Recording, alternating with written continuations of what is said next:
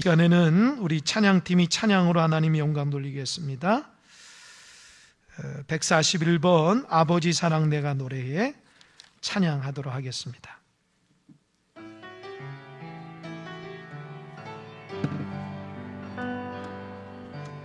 아버지 사랑 내가 노래해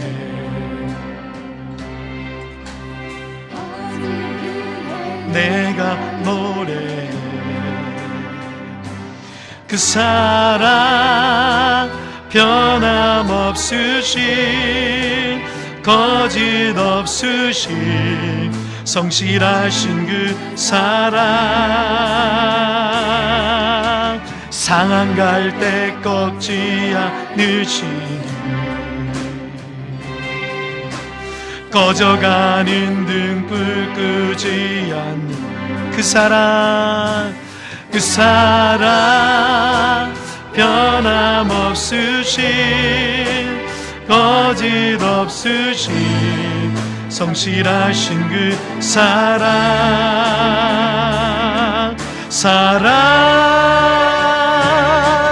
그 사랑 날 위해 죽으신 날 위해 다시 사신 예수 그리스도 다시 오실 그 사랑 죽음도 생명도 천사도 하늘의 어떤 권세도 끊을 수 없는 영원한 그 사랑 예수 그 사랑 날 위해 죽으신 날 위해 다시 사신 예수 그리스도 다시 오실 그 사랑 지금도 천사도 하늘의 어떤 권세도 끊을 수 없는 영원한 그 사랑 예수. 아멘. 감사합니다. 우리 귀한 찬양 부르신 우리 찬양팀 감사하고, 우리 악기팀 수준이 상당히 많이 올라갔어요. 아주 제가 얼마나 신이 나는지 너무 감사합니다. 하나님 말씀 다 같이 보도록 하겠습니다. 하나님 말씀은 로마서 1장 1절로 7절의 말씀입니다. 지난 시간과 똑같은 본문의 말씀입니다. 로마서 1장 1절로 7절, 저와 여러분이 한 절씩 교독하도록 하겠습니다. 제가 1절 읽겠습니다.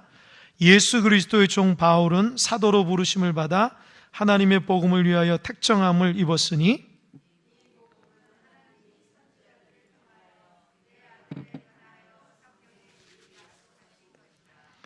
그의 아들에 관하여 말하면 육신으로는 다윗의 혈통에서 나셨고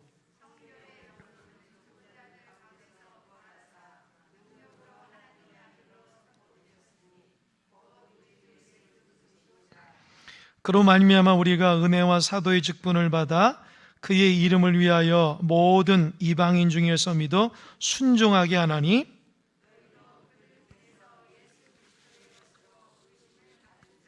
다 같이 읽겠습니다. 로마에서 하나님의 사랑하심을 받고 성도로 부르심을 받은 모든 자에게 하나님 우리 아버지와 주 예수 그리스도로부터 은혜와 평강이 있기를 원하노라. 아멘. 오늘 새벽부터 생방송으로 이렇게 예배를 드리고 있어요. 새벽에도 최웅식 장로님이 이렇게 하고 또 방송팀에서 이렇게 좀 해주셨는데, 저는 사실 우리 교회가 이렇게 생방송 되는 줄 몰랐어요. 제가 지식이 짧아서 그런지. 그래서 된다고 하니까 너무 감동이고 그렇습니다. 이 수요 예배도 지금 생방송으로 되고 있다고 합니다.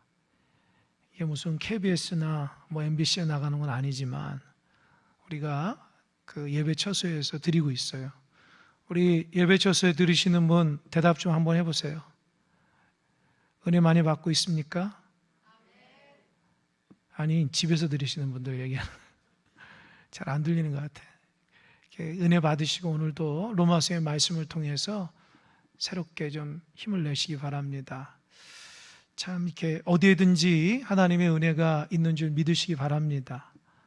그래요. 뭐 한 사람이 들어오건 두 사람이 들어오건 간에 그곳에서 하나님의 은혜와 사랑이 있는 줄 믿습니다. 제가 새벽에도 얘기했지만 와서 예배를 드리건 가정에서 예배를 드리건 직장에서 있건 간에 예배 드리는 거 다 좋습니다. 근데 안 좋은 게 뭐라고 그랬어요? 예배 안 드리는 거예요. 가정에서건 직장에서건 성전에서건 예배 안 드리는 것은 안 됩니다. 어디 있든지 있는 처소에서 시간 맞춰 예배 드리는 것이 가장 중요하다, 그렇게 생각이 됩니다. 지난 시간에 로마서의 기초적인 말씀을 하고 오늘은 실제적으로 이제 로마서가 시작이 됩니다. 여러분, 이 로마서를 사도 바울이 썼어요. 사도 바울이 썼는데 오늘 본문에서 사도 바울이 자기 자신에 대해서 뭐라고 규정하고 있는가 이렇게 얘기하고 있어요. 여러분은 여러분 스스로 어떤 사람이라 생각하십니까? 참 이렇게 어려운 질문이죠. 종이 한 장 가지고 나라는 사람이 누구인가 이렇게 적으면 때로는 우리의 무슨 직업을 적기도 하고 때로는 뭐 고향을 적기도 하고 그러는데 실제적으로 나라는 사람이 어떤 사람인가, 특별히 하나님과의 관계에서, 이게 참 중요한 것 같아요. 오늘 본문에서는 사도 바울이 하나님의 관계에서 자기 자신이 어떤 사람인가에 대해서 규정하고 있다는 거예요. 여러분, 성도는 하나님 안에서 나름대로 자기 자신을 이렇게 규정할 수 있어야 됩니다. 나라는 존재가 하나님 앞에 어떤 사람인지. 1절을 다 같이 한번 읽어볼까요? 다 같이 시작. 예수 그리스도의 종 바울은 사도로 부르심을 받아 하나님의 복음을 위하여 택정함을 입었으니, 이렇게 얘기하고 있습니다. 여러분, 여기에서 종이라는 말이 나옵니다. 근데 종인데 사도 바울이 종이라고 하는 이 종이라는 이 말의 헬라어는 둘로스네. 둘로스 무슨 선교회라고 들어보신 적 있죠? 이 둘로스인데 사실은 우리나라 이 번역은 종이지만 헬라어 둘로스라는 그 엄밀한 의미는 노예라는 의미를 갖고 있다고 그래요. 그러니까 나는 예수 그리스도의 노예라는 거예요. 그러니까 노예가 뭐죠? 완전히 주인에 속한다. 그러니까 자기 자신이라는 존재감은 없는 거예요. 오로지 주인을 위해서 살아가는 사람이 노예입니다.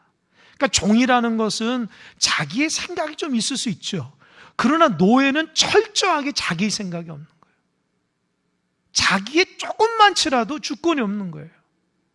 그러니까 사도 바울은 예수 그리스도의 노예라는 거예요. 내 삶의 주인이 예수 그리스도라는 거예요. 근데 여러분, 노예라는 말이 조금 부정적으로 들릴 수 있을지 모르지만 사실은 노예라는 말이 그렇게 부정적인 건 아니에요. 우리가 생각할 때는 노예가 너무 강압적이고 율법적인 그런 냄새가 난다, 그렇게 생각할지 몰라요. 물론 그런 의미도 있겠죠. 그러나 이 노예에 대한 본문이 신명기 15장에 보면 6년 동안 노예가 있으면 어떻게 해요? 부리고 7년째는 어떻게 해요? 풀어주라는 거잖아요. 그죠? 7년째? 예? 풀어주라는 거예요. 7년째가 안식년이잖아요. 풀어주는데 그때에 여러분 기억나는지 모르겠어요. 그 종이, 그 노예가 주인을 사랑하고 그 집안을 사랑하게 되면 자기 스스로 노예로서 또 있고 싶다고 선택을 하죠. 그 선택을 하는 방법이 뭔가요? 혹시 아십니까? 예, 귀를 뚫는 거예요. 아주 우등생만 있는 것 같아요. 맞아요. 귀를 뚫는 거예요. 귀를 뚫어서 나는 당신의 종입니다. 그 말은 내가 자유하지만 내 스스로 종이 되겠습니다. 그 말은 예수 그리스도의 종이라는 것은 내가 율법적으로 주님을 따라가는 것이 아니라 내가 주님을 자유하지만 내가 주님께 예속된 하나님의 사람이 되겠습니다. 그런 거예요. 여러분, 신앙도 똑같아요.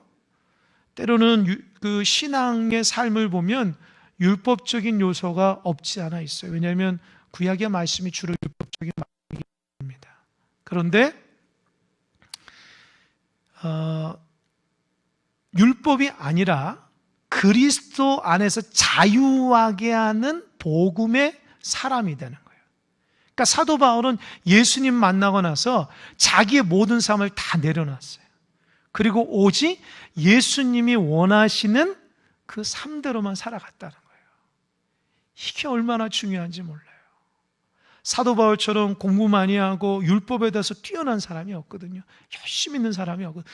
그러나 예수님 딱 만나고 나서 자기의 삶을 완전히 내려놓고 오직 예수 그리스도를 스스로 노예가 돼서 따라가는데 그게 강압적인 것이 아니라 사랑으로서 스스로 막 따라가는 거예요. 사도 바울이 예수 그리스도의 종이다, 이렇게 얘기하고 있습니다.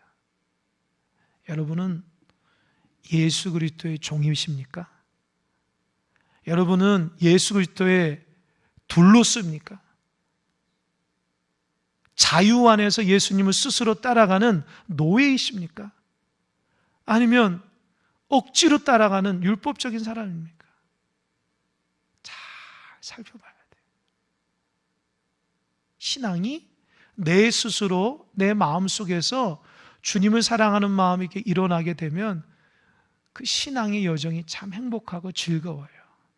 그런데 의무적이거나 때로는 율법적일 때는 힘들 때도 있죠. 그러나 신앙은 늘 이렇게 자기 스스로만 되는 건 아니에요, 사실은요. 때로는 힘들고 어려울 때는 율법의 말씀이 우리에게 권면의 말씀이 돼요. 그래서 우리는 그래도 주님을 스스로 사랑하며 잘 따라가는 여러분 되시길 바랍니다. 두 번째로 사도 바울은 자기를 어떻게 생각하냐면 예수 그리스도의 종 바울은 사도로 부르심을 받았다는 거예요. 사도. 우리 사도 요한 예수님의 12제자, 12사도 이렇게 얘기하는 거예요. 여러분, 성경에 나와 있는 신약에서의 사도됨의 규정이 세 가지가 있어요. 여러분, 아무나 사도라고 붙이지 않거든요. 예수님이 12사도. 그러잖아요. 그죠? 사도 바울 이렇게 얘기하잖아요. 또 다른 인물들은 사도라는 말을 쓰죠. 이 사도라는 이 언어의 정통성은 첫 번째로는 예수님을 직접 가르침을 받은 직계라는 거예요. 직계. 예수님으로부터 교훈을 받아야 돼요. 그리고 두 번째로는 예수님의 부활을 목격해야 돼요. 그러니까 예수님이 살아있다는 걸 직접 목격해야 돼요. 세 번째로는 예수님으로 파송을 받아야 돼요. 내가 너를 파송하는. 그러니까 이 초대교회에서 이 사도라는 이 논쟁들이 많이 일어나는데 그 규정은 뭐냐? 직접 예수님 밑에서 가르치는 사람이 사도다. 그 당시에는 거짓 사도들이 참 많았어요. 그래서 예수님의 말씀을 직접 듣지도 않고서 자기가 사도라고 해서 많은 사람들에게 잘못된 복음을 전해줬기 때문에 그 예수님의 사도에 대한 정통성은 직접 예수님 곁에서 직접 교훈을 듣고 부활하신 예수님을 만나고 또 한 가지는 예수님을 직접 파송받은 사람이에요. 이 사도라는 말은 보냄을 받았다. 사명자라는 것을 의미해요. 그러면 사도 바울은 사도일까요? 사도가 아닐까요? 물론 사도 바울이니까 사도죠. 근데 사도 바울이 쓴 서신에는 여러분은 이 사도 바울이 쓴 서신을 꼼꼼히 읽어보면 의문나는 것이 한 가지인데 그게 뭐냐면 어느 곳에서는 나 사도 하나님의 특별한 은혜로 부르심 받은 나 사도 이렇게 시작하고요. 어떤 데는 사도라는 말을 안 써요. 그러면 어느 때는 사도라고 쓰고 어느 때는 사도라고 쓰지 않을까요? 이유가 뭘까요? 그게 배경이 있어요. 사도 바울에게 당신 사도냐? 라는 사도 논쟁을 하는 지역에는, 교회에는 자기가 사도라고 분명히 써요. 그런데 사도 바울이 사도라고 하는 논쟁을 하지 않는 곳에는 그냥 시작합니다. 그러면 사도 논쟁을 일어나는 사람들이 누굴까요? 이방인들은 바울을 보고 당신이 사도냐 아니냐 그런 얘기 안 해요. 그럼 누가 바울에게 사도냐 아니냐 얘기할까요? 유대인들이죠. 그렇죠. 권사님 말씀 맞아요. 유대인들이 너는 예수님을 본 적도 없고 부활한 적도 없고 목격한 적도 없고 파송받지, 너가 어떻게 사도냐? 그렇게 논쟁하는. 그러니까 이 로마 교회도 상당 부분 유대인들이 있었던 거예요. 이방인들도 있었지만. 그러니까 사도 바울이 사도인지 아닌지 딴지를 거는 유대인들이 있기 때문에 처음부터 바울은 하나님도 사도로 부르심을 받았다는 거예요. 그러면 역사적으로 보면 사도 바울은요, 예수님을 직접 만나질 않았어요. 근데 딱 한 군데 예수님과의 만남이 있는데 거기가 어디죠? 다메섹에서 만난 거예요. 그것도 환상 가운데. 직접 보지 못했어요. 그러니까 그때에 직접 주님의 음성을 들었죠. 직접 부활하시고 난 주님을 경험한 거잖아요. 또 내가 너를 이방인의 사도로 삼겠다고. 이 세 가지가 다 적용이 되는 거예요.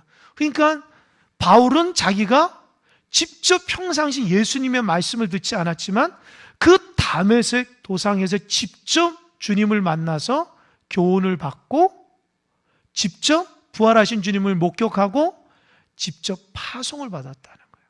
그러니까 나는 사도라는 거예요. 이해되시죠?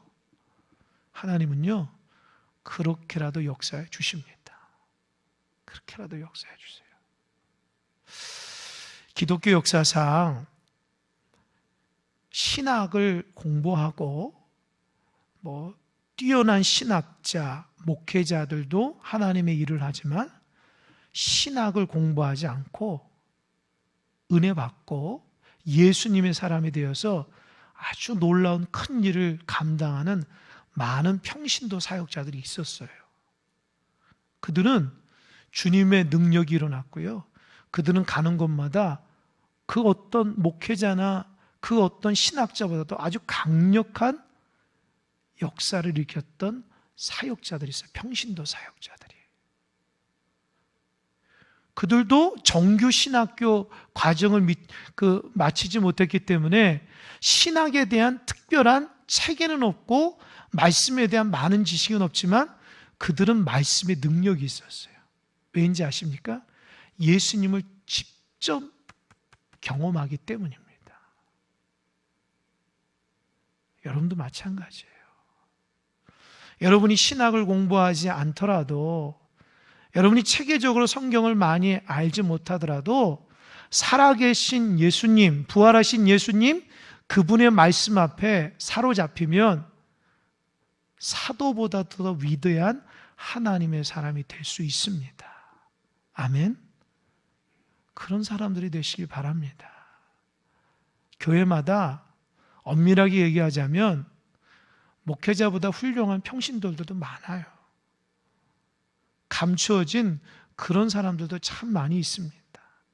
어찌 보면 정말 순수한 마음으로 주의 말씀을 읽고 기도하고 예배하며 나가서 순종함으로 복음을 전하고 직장에서도 예수 그리스도의 삶으로 살아가는 평신도 정말 훌륭한 사람들이 있습니다. 목회자들은 때로는 사명감이 있지만 때로는 의무감이 있을 수 있어요.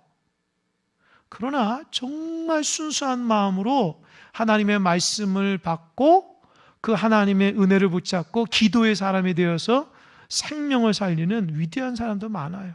그래서 각 교회마다 기도 많이 하는 사람들, 전도 많이 하는 사람들은 목회자가 아니라 누구예요? 평신도예요. 여러분, 그래서 하나님은 평신도에게 은혜를 많이 주신다고요. 목회자는 주로 말씀을 가르치고 어떤 신학적인 교리라든지 교회가 교회되기 위해서 이렇게 가이드라인을 치지만 정말 능력은 여러분의 삶 가운데 일어나는 거예요. 여러분들은 믿지 않는 사람들과 많이 만나잖아요. 그렇죠? 그분들과 함께 생활하잖아요. 그러니까 여러분들은 정말 예수님의 복음을 가지고 그들에게 능력 있는 삶을 살아갈 수 있는 하나님의 기회를 많이 주시는 거예요. 그렇기 때문에 이런 목회자보다 신앙이 더 뛰어나야 돼요. 이렇게 얘기하면 오해 삼은 분도 있을지 모르지만 여러분 정말 목회자보다도 일상적인 삶 가운데 은혜롭게 살아가는 사람이 있어야 돼요. 그래서 능력 있고 복음의 일꾼이 되고 기도의 사람이 돼야 됩니다. 사도 바울이 그런 사람이었어요. 예수님의 직계 제자는 아니었지만 환상으로 예수님 만나서 완전히 삶이 변화됐어요. 제자보다도 더 많은 책을 썼어요. 어떻게 예수님을 직접 만나서 경험한 제자보다도 예수님에 대해서 더 많이 얘기했다고요, 사도 바울이. 그거 어떻게 해석하겠어요? 사도 바울은 예수님을 너무너무 사랑했다는 거예요. 날마다 예수님을 경험했다는 겁니다. 그러니까 우리도 예수님의 사도로서 보냄을 받은 사명자의 삶을 살아가는 여러분 되시기 바랍니다. 아멘이 작아요. 아멘? 네, 물론 사람이 적어서 작을 수도 있지만 2절을 보니까 한번 다 같이 2절 한번 읽어볼까요? 시작.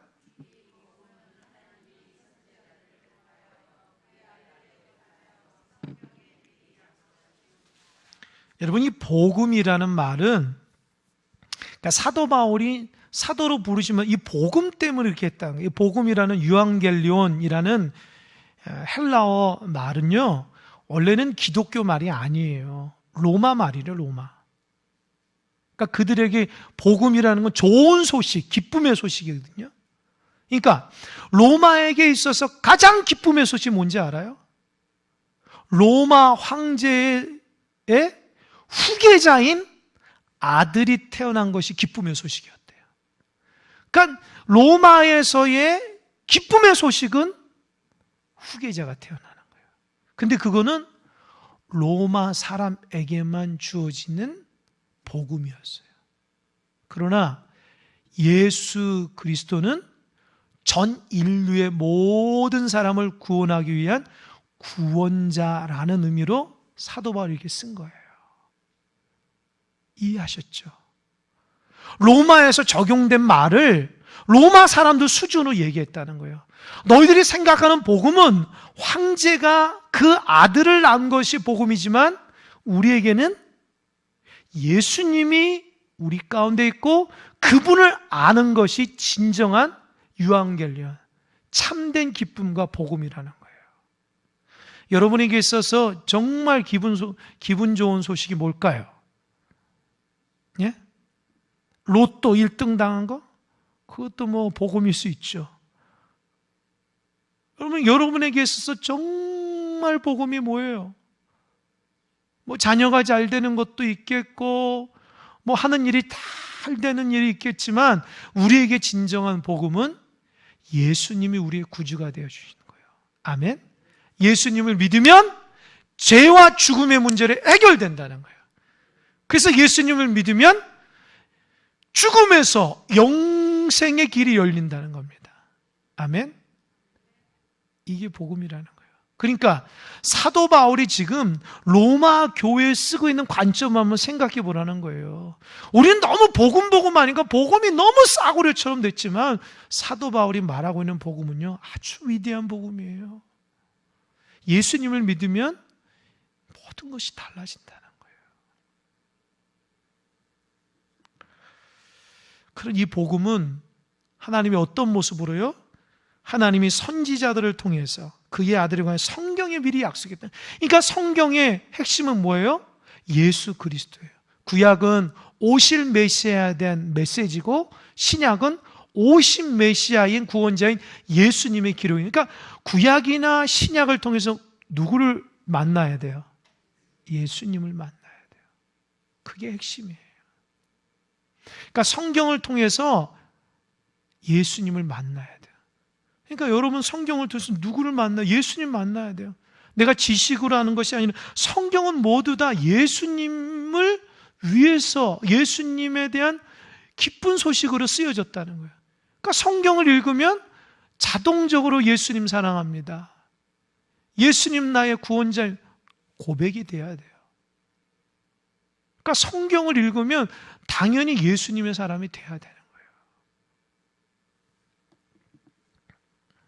근데 예수님이 어떤 분이냐?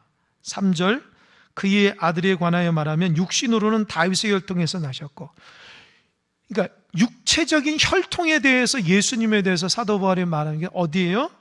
다윗의 혈통. 그러니까 예수님의 육체적인 어머니가 누구예요? 마리아죠. 아버지는 누구예요? 요셉이죠. 요셉이 유다 가문. 그러니까 이 마리아와 요셉을 통해서 나온 예수님은 그 유다 쪽에서 쭉 올라가 보니까 다윗의 혈통이라는 거예요. 이 다윗이 이스라엘 백성의 가장 위대한 왕이라는 거예요. 그 메시아의 약속된 메시아의 혈통이 다윗의 혈통인데 예수님은 육체적으로는 진짜 성경에서 기록한 대로 다윗의 혈통에서 나셨다는 거예요. 두 번째로 4절을 보니까 성결의 영, 성결의 영으로는 죽은 자들 가운데서 부활하사 능력으로 하나님의 아들로 선포되었으니 곧 우리 주 예수 그리스도시니라. 여러분 성결의 영이 뭘까요? 조금 난해한데요. 거룩한 영이라는 거예요. 그러니까 예수님은 육체적으로는 다윗의 혈통에서 나왔지만 영적으로는 거룩함이 죄가 없다는 거예요. 이 거룩함에 대한 증거가 뭐냐? 부활하셨다는 거예요. 여러분 부활의 증거가 왜 위대한지 아시죠? 예수님이 인류에서 처음으로 부활하셨어요. 그러니까 부활이라는 것은 이 땅에서의 어쩔 수 없는 숙명과도 같은 게 뭐냐? 사람은 태어나고 죽는다라는 거잖아요. 누구든지 영원으로 살 수가 없어요. 근데 예수님은 그 죽음을 뛰어넘은 거예요. 부활하심으로. 근데 왜 죽어요? 죽는 이유가 뭐예요? 죄 때문에, 죄 때문에. 죄 때문에 죽는 거거든요. 근데 나이가 들어서가 아니라 성경적인 관점만 하면 죄가 있기 때문에 영원하지 않고 죽는 거예요. 그러니까 예수님은 죽으셨다가 부활하셨어요. 그러니까 죄와 죽음의 문제를 해결했다는 거예요. 그러니까 예수님을 믿으면 두 가지가 해결되는 거예요. 죄의 문제와 죽음의 문제를 해결되는 거예요. 여러분, 죽음의 문제 참 두렵죠. 인류에게 있어서 죽음이라는 것은 늘 공포로 다가오는데요. 이 죽음의 문제는 어디서 해결되냐? 예수님을 진정함으로 믿을 때에 해결될 수 있다는 거예요. 또 인류의 가장 큰 적인 죄입니다. 우리 안에서 가장 큰 적은 죄거든요. 이 죄를 다스리는 건 누가 다스려야 돼요? 누가 다스려야 돼요? 예수님밖에 안 된다는 거예요. 우리 스스로는 안 된다는 거예요.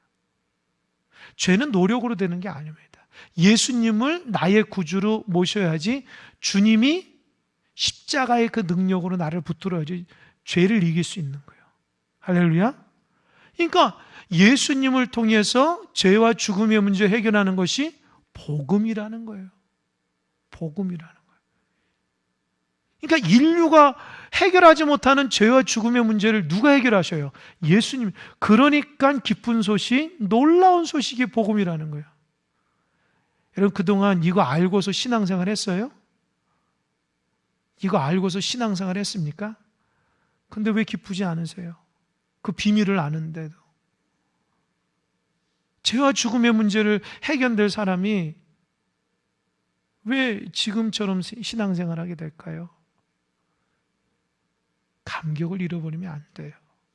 예수님의 그 부활의 이 복음의 역사에 대한 감격을 잃어버리면 안 됩니다. 감격을 잃어버리면 여전히 죄와 죽음이 우리 언저리에 늘 있게 됩니다.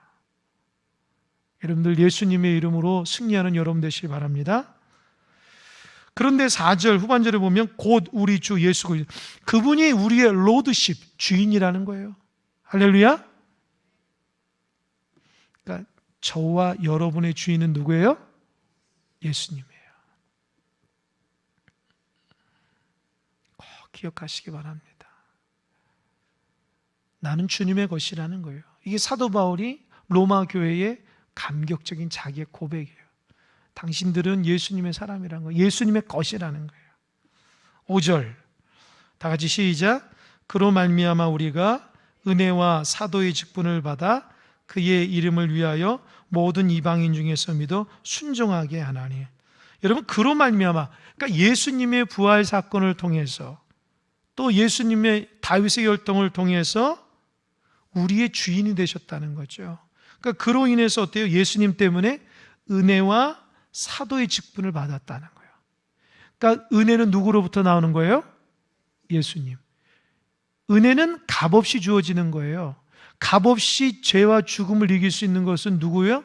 예수님. 이해하셨죠? 그러니까 로마서가 너무 이 구절구절을 풀어가면은요, 너무 위대한 책이 깜짝깜짝 놀라요. 은혜는 예수님으로부터 오는 거예요. 사람으로부터 오는 게 아니라, 나의 깨달음으로부터 오는 게 아니라 예수님으로부터 오는 거예요. 왜요? 그 예수님 나의 죄와 죽음의 문제를 해결했기 때문에 값없이 내가 주어진다는 거예요. 죄를 위해서 우리가 노력할 필요 없어요. 죄를 이겨나기 위해서 예수님 믿기만 하면 돼요. 죽음을 위해서 우리가 노력할 필요가 없어요. 안 죽으려고 예수님을 믿게 하면 죽음의 문제 해결이 되는 거예요. 그러니까 그게 은혜라는 거예요. 아멘? 우리 얼마나 위대한 하나님의 사람입니까? 은혜와 사도의 직분. 그러니까 그 은혜를 알았으니까 어떻게 해요? 좀 가서 전하라는 거예요. 비밀을 너 혼자만 알지 말고 나가서 죄 가운데 허덕이는 사람에게 그 방법을 얘기해 주라는 거예요. 비밀을. 죽음 때문에 힘들어하는 사람에게 가서 얘기를 해주라는, 이게 사도의 직분, 신앙인의 사명입니다. 아멘? 여러분, 살아가면서 그리스도인이라, 성도라, 예수님의 사람이라, 예수쟁이라 자랑스럽게 여길 수 있어야 돼요. 부끄럽게 여기면 안 돼요. 우리는 예수님의 사람입니다. 예수님을 통해서 구원받은 하나님의 사람이에요. 그걸 모르는 사람에게 여러분이 그 삶을 보여줄 수 있어야 돼요. 여러분, 우리는 종교인이 아닙니다. 신앙인입니다. 아멘? 예수의 무슨 도를 따라가는 사람이 아니라 예수님의 생명을 얻은 사람이에요. 그러니까 그렇게 살아가는 거예요. 그로 말미암아 우리가 은혜와 사도의 직분을 받아 그의 이름을 위하여 모든 이방인 중에서 믿어 순종하게. 그러니까 예수님의 이름으로 이방인들에게 하나님의 말씀, 예수님의 복음대로 순종하게끔 전도하라는 거예요. 예수님대로 살아가면 그게 복음이고 우리에게 가장 좋은 삶이니 그들에게 가서 어떻게 해요? 그렇게 전하라는 겁니다. 6절 너희도 그들 중에서 예수 그리스도의 것으로 부르심을 받은 것이나, 예수 그리스도의 것으로 너희도 예수님을 영접해서 지금껏 예수님의 사람으로 믿지 않는 이방인들에게 그런 은혜의 사도의 역사를 해야 된다는 거예요. 그러면서 7절 마지막 다 같이 시작. 로마에서 하나님의 사랑하심을 받고 성도로 부르심을 받은 모든 자에게 하나님 우리 아버지와 주 예수 그리스도로부터 은혜와 평강이 있기를 원하노라. 자, 보세요. 로마에서 하나님의 사랑하심을 받고 성도로 부르심을 받은 모든 자. 여러분, 로마 교회가 언제 세워졌다고 그랬어요? 지난 시간에 기억나십니까? 로마는 사도 바울이 세운 교회가 아닙니다. 로마는 학자들에 의하면 오순절 마가의 다락방에서 120명이 기도할 때 성령이 임했을 때에 그 오순절의 절기를 지키려고 했던 수많은 사람들을 통해서 오순절 마가의 다락방에 있었던 성령이 임하고 이 방언하기 시작했잖아요. 그러면서 각국에 왔던 사람들이 나 우리나라 말을 할 수 있네라고 하면서 그 광경을 본 거예요. 그 성령의 역사를 보고 그때 새 예수님을 영접해서 로마까지 간 거예요. 그래서 오순절 마가의 다락방의 역사였던 성령의 역사 때문에 예수님을 만나고 로마에까지 가서 교회를 세워서 로마 교회가 되었다는 거예요. 그러면 사도 바울은 몇 년 후에 이 편지를 썼을까요? 로마가 20년 전에 세워진 그 교회에서 이제 로마의 교회를 편지를 쓴 거예요. 왜요? 로마 교회가 어려움을 겪고 있기 때문에, 복음의 핵심으로 살지 못하고 고난 가운데 너무 힘들어하기 때문에 그리스도의 복음을 아주 체계적으로 전하기 위해서 사도 바울이 쓴 거라는 거예요. 그러니까 어때요? 로마의 교회가 세워지는 것은 어떻게 해요? 하나님의 전적인 은혜라는 거예요. 할렐루야. 여러분, 큰사랑교회 세워진 것도 전적인 하나님의 은혜예요. 여러분이 태어날 때부터 큰사랑교회 세워질 줄 알았어요? 아니잖아요. 예수님의 은혜로 세워진 거예요. 지금까지 이어지는 것은 하나님의 은혜입니다.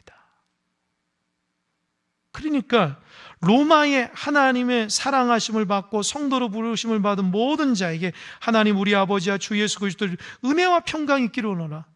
이제서야 하나님 아버지 우리 주 예수 그리스도의 은혜와 평강의 가치를 아는 거예요. 그냥 목사가 축도할 때 하나님 아버지의 사랑과 이게 아니라, 주문이 아니라 흐름 따라서 하나님께서 예수 그리스도를 통해서 우리에게 구원과 생명을 주신 흐름을 아니까 이제서야 사도 바울이 은혜로 세워진 로마 교회의 성도들에게 하나님 아버지와 예수 그리스도의 은혜와 평강의 가치를 아니까 축복이 나가는 거예요. 할렐루야. 그러니까 주문으로 들으면 안 돼요. 깊이 있는 의미를 가지고 그 성경을 반응할 수 있어야 돼요. 누누이 얘기하지만 우리는 종교인이 아니라 신앙인입니다. 하나님 말씀 앞에 감동받는 하나님의 사람입니다. 한 가지 예화만 드리고 마칠게요. 이 솔개라는 새는요, 몇 년 사는지 아십니까? 자료를 보니까 한 독수리는 25년 길게 살면, 근데 솔개는 70년 산대. 70년. 완전히 그냥 어르신이죠. 그죠? 근데 그렇게 보통 한 40년 사는데 그 40년 됐을 때에 30년을 더 사는 과정이 있다는 거예요. 그게 뭐냐? 40년을 이렇게 살게 되면 이 깃털이 무거워지고 이 뿌리 있죠. 그 부리하고 이 발톱이 너무 무뎌서 이제 사냥도 할 수 없고 날 수가 없대요. 그러면 두 가지 선택. 그냥 죽느냐? 아니면 이걸 뛰어넘고 30년을 더 사느냐. 이 30년을 더 살기 위해서 솔개는 높은 산으로 날아가서 둥지를 틀고 그 높은 산에 한 반년 동안을 거쳐 자기의 싸움을 한대요. 그게 뭐냐? 먼저 자기의 뿌리를 돌이나 나무에 붙여서 새 뿌리를 이렇게 뺀 다음에 새롭게 나기를 기다린다. 그런 후에 자기 이 새로운 부리로 날카로운 것을 자기 발톱을 또 쪼아가지고 발톱을 무딘 발톱을 뽑는데요. 그러면 또 발톱이 또 몇 개월 있다 나오면 그 발톱이 돋아나면 자기의 날개를 깃털을 뽑아버린대요. 너무 무겁고 그러면 그 깃털이 또 새롭게 난다는 거예요. 그래서 30년을 새롭게 한다는 거예요. 만약에 솔개가 이 높은 둥지에 가서 이 작업을 하지 않으면 그냥 거기서 죽는다는 거예요. 신앙인이 예수님 믿고 살아가다가 그 높은 단계로 올라가야 할 단계가 있어요. 그러니까 더 깊이 있는 단계. 그러니까 쉽게 말하자면 신앙생활을 이렇게 하다 보면 어느 정도 이렇게 평평해진 단계가 있어요. 더 이상 못 나가고. 그럼 어떻게 해야 될까요? 더 높은 곳으로 가기 위해서는 예수님과의 혼자만의 시간을, 자기 싸움의 시간을 가져야 돼요.